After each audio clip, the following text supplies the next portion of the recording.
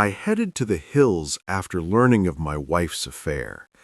I don't exactly know why I'm writing this, but now that the events are over and done and I've moved on, maybe it will help someone. In February 2018, I stumbled upon a revelation in the mail, discovering that my 30-year-old wife was having an affair after 3.5 years of marriage. I held a contract job that required occasional travel, but also permitted me to work from home when I returned. Meanwhile, my wife held a lucrative position as the director of a technical sales firm. We had what I would characterize as a genuinely good marriage, although it became somewhat strained due to my frequent work trips and her increasingly demanding work hours. Going back a bit, I met my now ex-wife 5 years ago at a mutual friend's barbecue. We engaged in conversation, and there was an instant chemistry. Honestly, I felt like I was defying the odds by being with such a beautiful and articulate woman. Somehow, she really liked me for my rough-around-the-edges persona. Once we started dating, after a few weeks, we couldn't get enough of each other, and the clothes just flew off when we would meet at each other's apartments. We finally tied the knot after dating for 8 months and moved into a big apartment while saving for a house. After the initial 3 years of marriage, things began to shift. While I still felt strongly for her, I observed that she started picking arguments over minor issues. Whenever I raised concerns about her increasingly late hours and frequent work outings, she would get angry. Her rationale was that it was part of paying her dues as she climbed the corporate ladder. She insisted I had no right to question her given my own weeks-long absences due to work. I assured her that I could reduce my travel hours, and in reality, I was only going on trips for about 3 or 4 days every 5 weeks. However, our arguments remained circular and never found a resolution. In hindsight, I had no clue that my wife was involved in an affair. I would have never suspected anything if not for her persistently late work hours and the decline in our intimate life. I dismissed her fatigue as work-related exhaustion. Nevertheless, my self-esteem suffered from frequent rejections when initiating intimacy. I remained oblivious to the secret texting that I later discovered. Considering she had a company cell phone, it occurred to me that she might have been using it while spending extensive time in our spare bedroom, which she had turned into a home office. It was around September of 2017 when Kathy started coming home after work and then heading off to a work engagement for the evening. This went from 1 evening a week to more than 3 evenings a week. I'm not that jealous by nature, but there is no way she would go unnoticed, and I know she would have to fend off some of the men at her office. Her focus appeared solely on work, particularly collaborating with male executives. My initial suspicion of her infidelity arose a month before the Revelation Day, D-Day. On that occasion, she made a stop at the store before returning home, and she requested my assistance with the groceries. As I retrieved bags from the back seat of her car, I noticed something pink glinting from just underneath the front passenger seat. It was one of my wife's bras.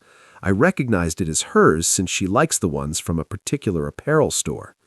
In retrospect, I now realize the reason for the red flag with the bra. When she gets in the mood, she always takes off her bra first from underneath her clothes.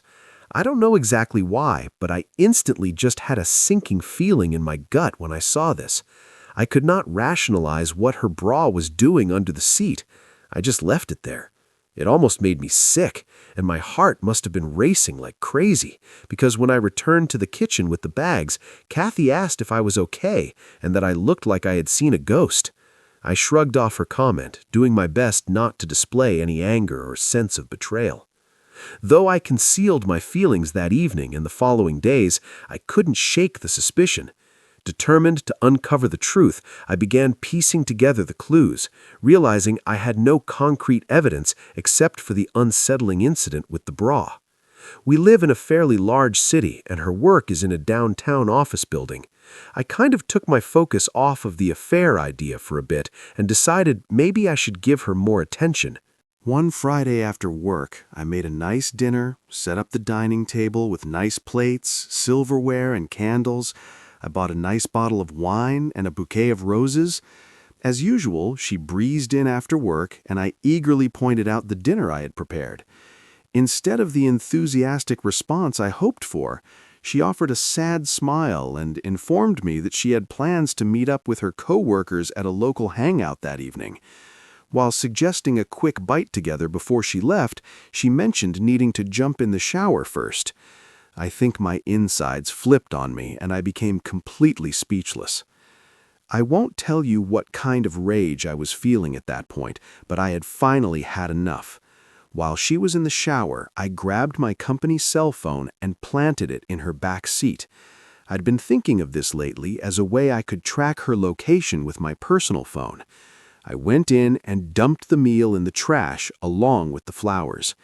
She came back after her shower, dressed up and looking great as usual. She said, "Okay, let's eat." I told her, "Never mind, go out with your friends." She looked at me strangely and asked if I was mad. I said, "I'm disappointed by you never wanting to do anything together." She became angry and told me to quit acting like a child and said something snarky about me having a short fuse. I stood there letting all this sink in and said, "Foolish me, I thought you'd like to spend the evening together for once." She just smirked at me and left in a huff. I took out my other phone and started tracking my work phone, observing her stopping at the bar, a regular spot for her work buddies, which was about 20 minutes away. I made the impromptu decision to head out and find her car, confirming my suspicions. Her car was indeed parked in the bar's lot. Sitting across the street in my car, I waited anxiously, feeling an unsettling sense of being unlike myself, almost akin to a stalker, but I rationalized I needed to at least satisfy my anxiety about her whereabouts. About an hour after I arrived, I see her coming out of the bar with a man. He looks like one of the execs I've seen from her work. He grabs her and pulls her close and kisses her. My stomach went into knots. My body went completely numb. They head over to another car and get in together. I do my best to follow them as the car pulls out. They travel about 10 minutes away to, you guessed it, a hotel. I pull over on the street next to the hotel. I watch as they get out and head hand in hand into the hotel. I've seen enough. I'm an idiot. I start banging my fist on the steering wheel. That's it. Something inside me went completely black, and I'm not sure if I blacked out or had an out-of-body experience. When I recovered myself, I decided I needed a drink. Now this is when my life took a new direction that I would have never guessed. I just started driving out of town, just reliving everything I had just witnessed, overwhelmed with rage and sorrow. I found myself driving towards the outskirts of town, covering about 30 miles, seeking solace. I stumbled upon a quaint bar where I took a seat and ordered a drink. My appearance must have mirrored my inner turmoil, as the observant female bartender remarked that I seemed like someone who had been utterly deflated. I half smiled and said, "You could say that." A guy takes a stool next to me and starts up a conversation. I'm not in much of a mood to talk, but something about this guy just made me feel comfortable. We start talking, and after a while, the subject of my wife cheating just tumbles out. I told him how I just want to leave her and forget her. He looks at me and slaps me on the back. He says, "Buddy, you are not alone. It happened to me a few years ago." I believe that sometimes these things happen for a reason, and let me tell you, your life can now change either for the better or for the worse. It's entirely up to you at this point. Something about him saying this really shook me out of my glum mood.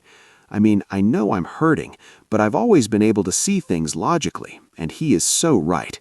Now we introduce each other. His name is Rye. He's kind of a country guy, but is just the sort of salt-of-the-earth type that I really respect. Rye inquired about my plans to move out, a question that had never crossed my mind until then.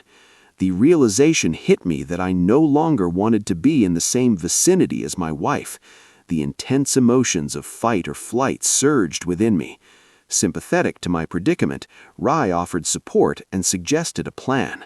"In case you decided to leave at some point," he said, "I've got a travel trailer sitting on my property. It's not great, and it could use a bit of fixing up. Why don't you come out and check it out and see if you could see yourself living in something like that, temporarily at least? I'll make you a great deal on it. I even have a nice piece of property that you can park it on. You would be doing me a favor to keep an eye on it for me. It might do you some good to get away from your situation. Just a thought. It took me a minute to register his idea. The bartender had been overhearing the conversation and smiles. "Hell, honey," she says, "if I could have escaped my crazy ex-husband years ago, I would have jumped at the chance to go live in his trailer, anything to just get my head on straight." I feel like I have stumbled into the twilight zone, but maybe this is exactly what I need. I tell Rye, yes, I'll think about it and maybe check it out. We part ways after a bit and make plans to meet out at his place in a few days. I started to feel like I have a little bit of perspective and a chance for getting out of what I believe is a nightmare mixed in with a heavy heartache. Absolutely certain, I harbored no desire to reunite with my wife. Infidelity, a reprehensible act, had always been my unwavering boundary. Returning home after the revelation, I sank onto the couch, lost in my thoughts. Kathy emerged and inquired about my whereabouts. I turned to her and asked her where she had been. She says, "You know I went to grab drinks." I asked her point blank, "Are you having an affair?" She looks a little startled but regains her composure and says, "No, why would you ask me that?" I tell her I heard she may be involved with someone from work. She asks, "Who told you that?" I tell her, "Someone that I know but would not divulge the name." She just tells me, "You're being ridiculous and that I'm drunk and delusional," and asks me where I've been. I tell her, out to a bar to have some drinks with friends. She just stares at me, wanting to ask me more, but just heads back to our bedroom and goes back to bed. Choosing to spend the night on the couch, the weight of her month-long deceit pressed heavily on my mind. Sleep eluded me as vivid, painful images of her with the other man tormented my thoughts. Amidst disgust, hurt, and self-pity, a sudden revelation struck, the prospect of Rye's trailer. This idea, like a comforting beacon, offered solace. I must have something wrong with me, but with the pain I was in, the fight-or-flight mode just instinctively kicked in, and the flight part won me over. The next morning, we don't speak much and go about the weekend as if nothing had happened. A few days later, I made plans to meet up with Rye. I met up at Rye's place. He owned a nice ranch, and the trailer is actually really nice, about 26 feet and has all the necessities one needs to live in it. I had traveled with some friends in one back in college during a spring break and really enjoyed it. I make Rye an offer on it and he agrees to the price. I practically steal it from him. He gives me directions to his ranch property and I drive over to check it out. It's beautiful, full of trees, scrub brush, and it looks like there are nearby hiking and biking trails bordering it. It's near the foothills of some mountains, and Rye has a small shack on a hill overlooking the property, with water and electricity for the trailer available. Rye will tow the travel trailer to the designated site and handle its setup. In the ensuing weeks, my attempts to coax honesty from Kathy are met with gaslighting. Despite my direct warning that infidelity will sever our ties permanently, her response is to delve further into the affair, and shrouding herself in denial and perpetuating the emotional fog. The denial is so bad it almost made me laugh. I have no physical proof of her cheating and kicked myself for not at least taking some photos of the two of them. As I go through this mental agony, I come to the conclusion that I want out of this marriage. Rather than let Kathy know how I feel about things now, I just start making plans. I started stealthily taking my belongings out of the apartment while she was at work and moving them over to the trailer. This at least makes me feel like I'm taking action.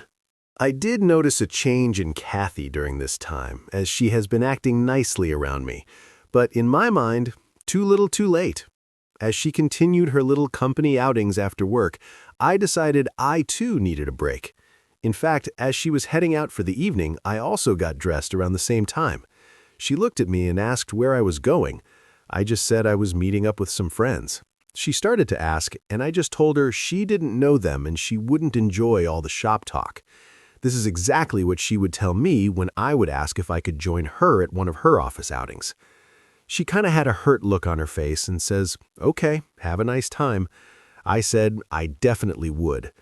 Between working on the trailer and meeting up with Rye at the bar, I have started to make more friends. In reality, this situation has resulted in enjoyable moments spent with an engaging circle of Rye's friends and family.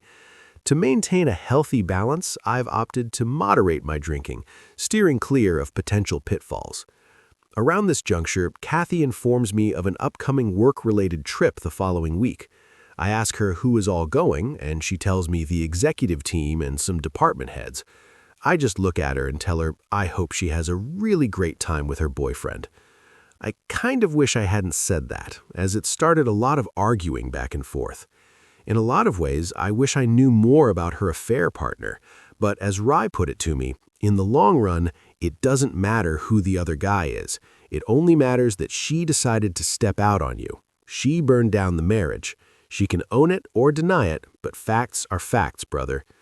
Damn, Rye should write this stuff down and publish it for the betrayed. Her work trip provided me with the opportunity to move the rest of my stuff out completely. So after Kathy left for her trip, I gathered everything I had left of any value and put it in my vehicle. I only took essentials like clothes and work-related equipment, leaving behind furniture and personal items. Instead of the detailed note I initially considered, I settled for a brief message on a piece of paper. I hope it was worth it. Placing my wedding ring on top of the note, I left it on the kitchen table for her to find. I felt a huge weight come off of me. I felt free. No more hiding the truth. I know I will have some baggage to deal with and some hurt to get over, but I have time to heal now. I just need some space and need to get her out of my life as quietly and quickly as possible. I'm not proud that I never confronted her more or pulled a confession out of her. I never got to yell and scream and curse her. After confessing, I had come to the conclusion in my mind that she didn't deserve me. She disrespected everything we had. Our future plans are history. We were saving for a house and a future family. All of that is gone now. No going back.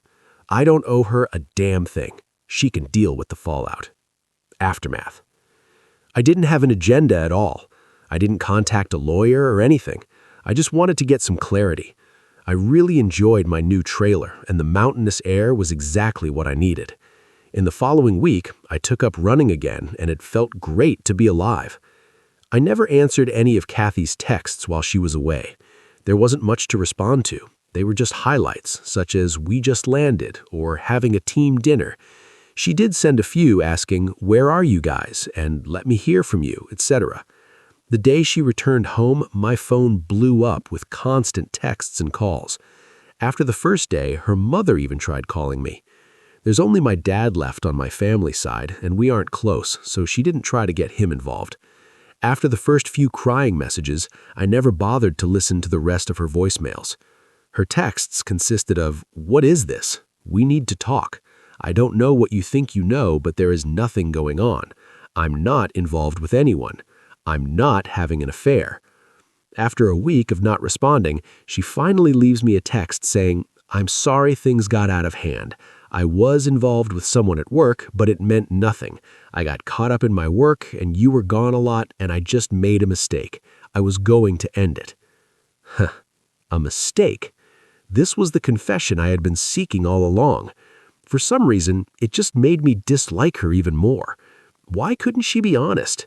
This wasn't the woman I had dreamed of building a future together, and mistakes don't last for, 6 to 8 months or a year? At one point, her pleading for me to come back and work on the marriage became pathetic. She stopped bothering me for a couple of weeks, and I continued to ignore her. I didn't want her to extract information about my whereabouts, preserving my sanctuary. However, one day she began sending me furious texts, accusing me of being a coward, stating that I wouldn't talk to her and claiming that I didn't care about us. "Please come home so we can talk. Where are you? I can come to you, damn it, Paul. Please let's talk and fix things." I don't remember all the messages, but they all seemed to be excuses and very little in the way of apologies. I let it all go in one ear and out the other. I finally changed my cell phone number.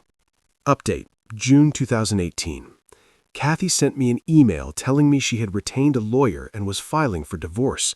I sent her a reply that said, "Okay, sounds good." This resulted in a flurry of emails demanding I come see her and so forth. She realized this wouldn't get her anywhere, and after a while she just wrote that if I agreed to an uncontested divorce, she wouldn't bother me anymore. I agreed, and several months later, finally, I was truly a free man. I never had to see her after I left our apartment.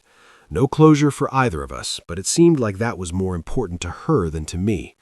For a few months, I did think of her sometimes, and yes, the pain would appear out of nowhere. If a song we used to listen to came on the radio, it used to trigger memories. However, eventually, I stopped thinking about her. In an update, I can happily say that I am officially divorced now.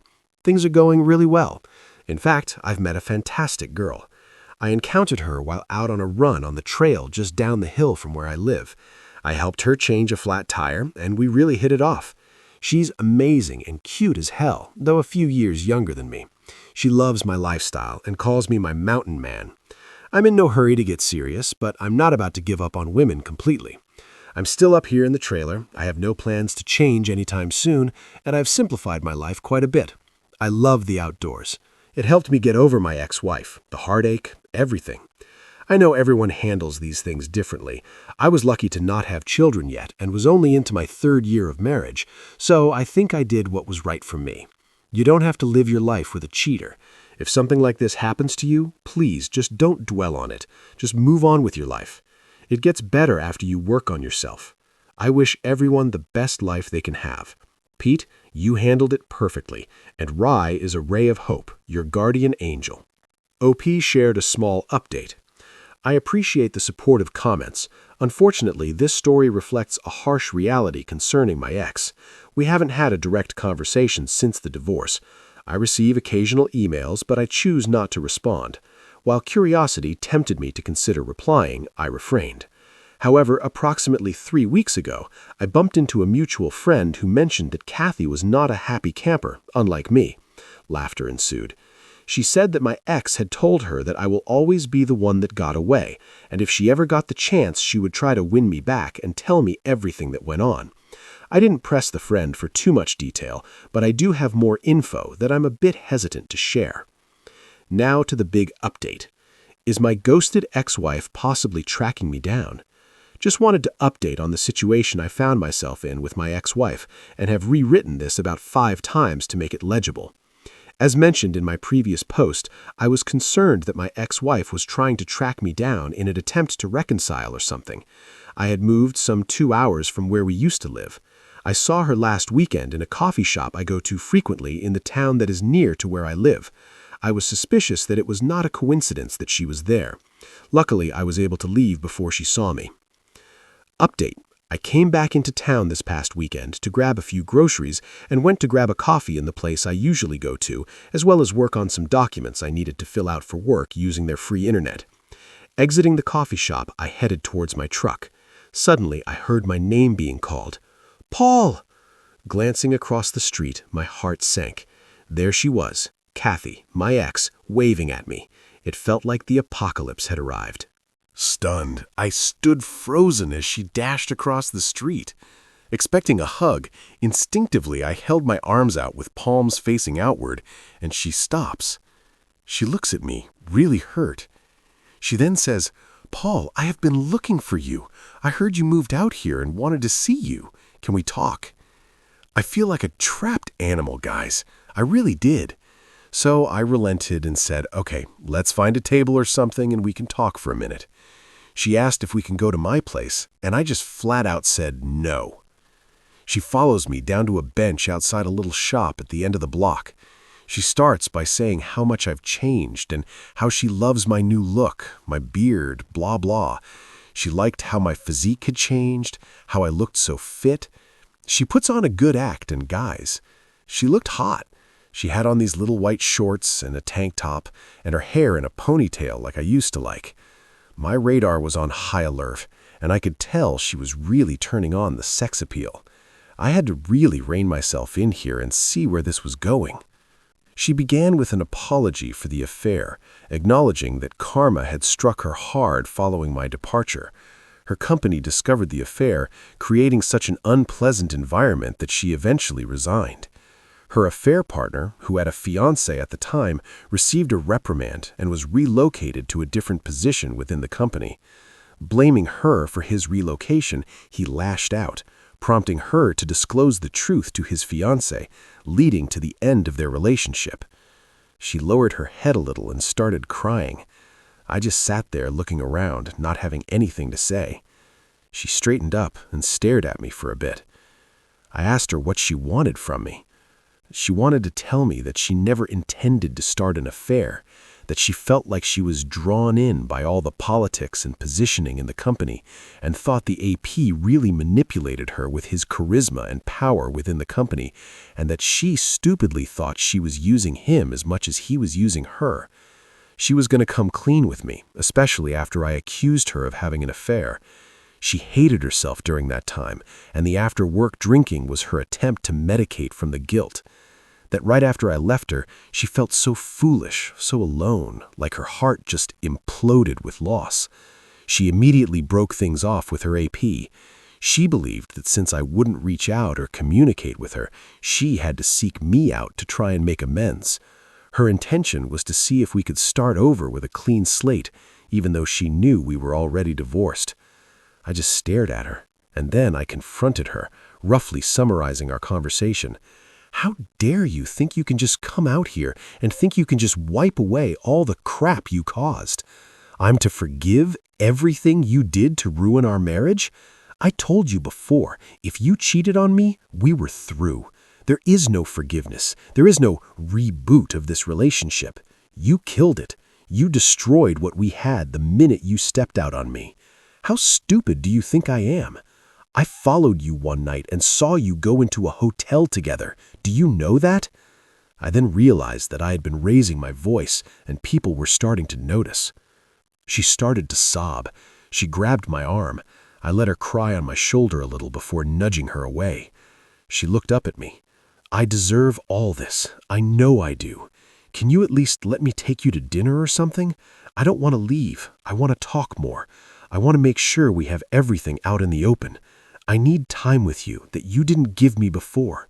Please, Paul, I know you may not want to hear this, but I love you so much, she uttered.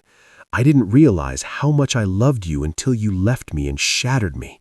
And I shattered you just as badly. I can't forgive myself. I don't want to forgive myself until the day I die. Overwhelmed, she began hyperventilating and sobbing uncontrollably. In an attempt to console her, I pulled her up and embraced her, feeling that it might be the only way to possibly soothe her distress. At that moment, I realized I did actually break her heart like she broke mine. I started walking with her, and then found a nice quiet path to walk on, and things settled down a bit. I then asked her how she found me, and did she hire a PI or something. She laughed a little and said no. She thought about it, though. She ran into Stacy a couple of weeks ago, and she asked her how things were going. Stacy let it slip that she saw me. Kathy made her spill every single detail. Stacy didn't want to tell her because I told her not to, but she wouldn't let her go until she did. But all she really knew was that she saw me here in town and that I lived somewhere in the vicinity. So she started coming here on her days off to see if she could find me. She really blushed when she said that. I kind of chuckled. That damn Stacy can't keep her trap shut. So we did go to dinner. We found a nice little place with a patio. I made sure we didn't drink anything. I didn't want any excuse for her to soften me up or claim she was too drunk to drive back. Following our emotional exchange, we engaged in a heartfelt conversation. As I escorted her to her car, she expressed a strong desire to stay, persistently urging me. Despite her assurance that she hadn't been involved with anyone else since my departure and that I was the only one she wanted, I firmly declined. It felt far too early for me to contemplate reopening that chapter. She begged to see me again, but I was non-committal. I gave her my new email address, but that was it. She wanted my phone number, but I told her no. You'll just blow it up with texts and calls. She cried about that one. She said she would be back in town next weekend if I was interested. I didn't say anything to that. She said she will email me and tell me all the details of when and where. Before she left, I asked her point blank if she would forgive me if I had done the cheating. She sat there thinking, and she said yes, she would, in time, but only if we saw a marriage counselor or if we could work through the healing process with lots of talking and maybe even a binding agreement. I considered her proposition, acknowledging that perhaps in 5 or 10 years I might be open to revisiting our relationship. She agreed to wait if that's what it would take. Holding my hands, she looked deep into my eyes and uttered something unexpected. "God damn it, Paul, I will always love you and will do anything to prove it," she declared. At that, she left. I'm still so shook by that. She said it with such conviction. I still can't see myself back with her. I feel better, though.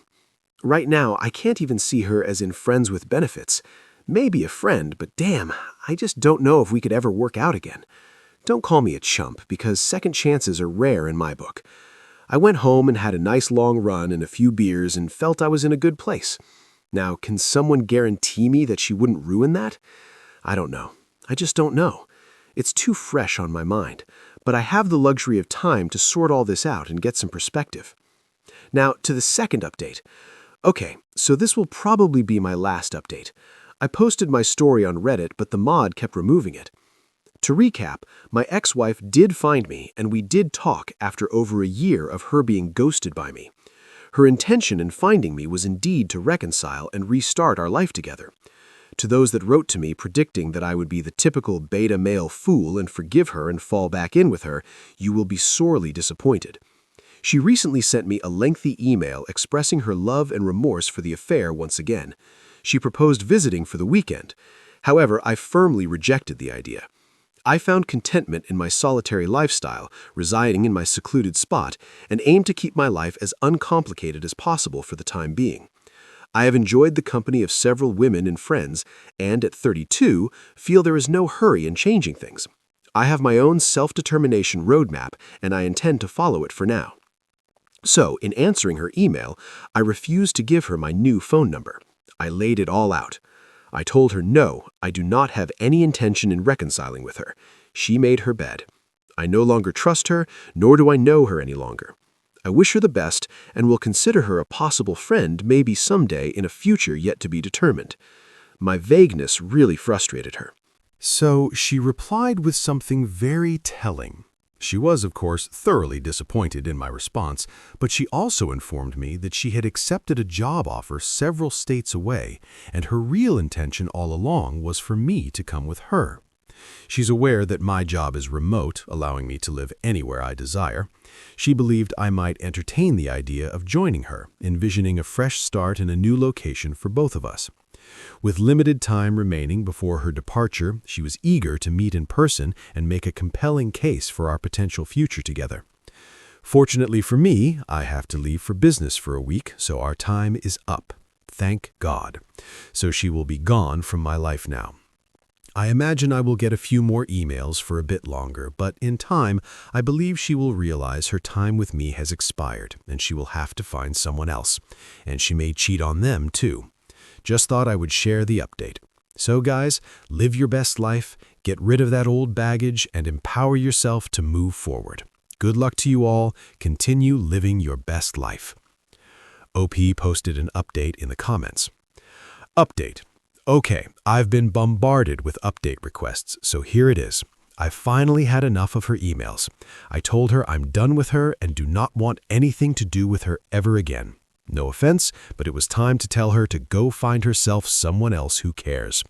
I won't go into too much detail here, but I figured if I pissed her off enough, she'd leave me be. I think I accomplished that. I've received no communication from her in several days. Today, I took the step of blocking her email address, and am considering closing down my email account if she attempts to contact me through another means. I appreciate the messages from everyone encouraging me to take action. I'm resolute in cutting ties with her. The ghosting is back on. Also, some of you have asked me about the girl who called me her mountain man. Well, she has been dying to come visit me, so I'll see her over the holidays. We will see how that goes. Also have another sweet lady I just met, and I'm going to go out with her this weekend. Life is good. Fourth update. OP posted the latest update 2 months ago. Final word on this. I bumped into the ex at the airport, and that is where she talked to me about my Reddit posts. Not sure which one she saw since I had updates, but I'm talking a year ago when this happened. How did she find my post? A mutual friend who I shared my post with gave her the link to it. Obviously, I'm no longer friends with him, as I shared this in confidence, which I thought I made clear. I now have a policy of getting rid of all negative people and drama queens I encounter immediately. Either way, the cat is out of the bag, and if it creates her distancing herself from me, then that's a great outcome. Otherwise, I have turned the corner. It's great to hear that you've moved forward and are living your best life. Experiencing and overcoming challenges can indeed be a powerful catalyst for personal growth. Wishing you continued success and happiness in all your endeavors.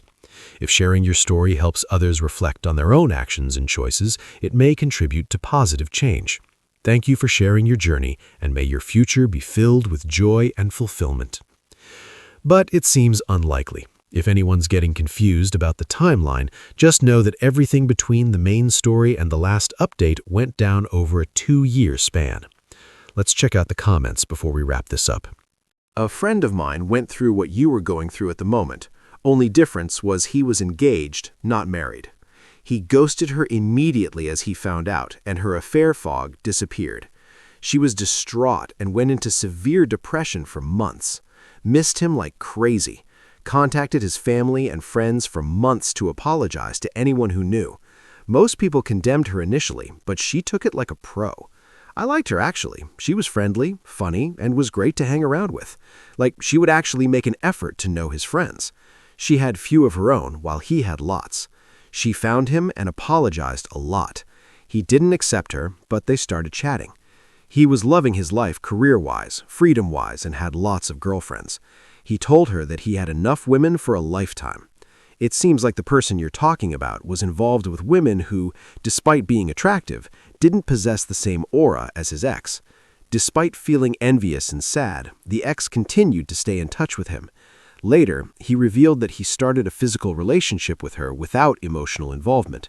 One noteworthy condition she imposed was for him to be safe with others and not to engage in intimate relations with her if he had slept with others within a week's time.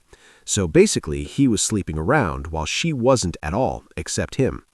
After 2 years' time or less, I saw him with her having coffee while holding hands, while she was looking at him with devotion and adoration.